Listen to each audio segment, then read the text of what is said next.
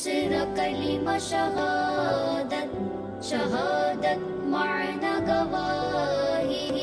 أشهد أن لا إله إلا الله وحده لا شريك له.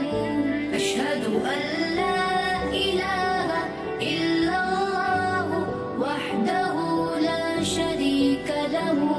وأشهد أن محمدا عبده ورسوله.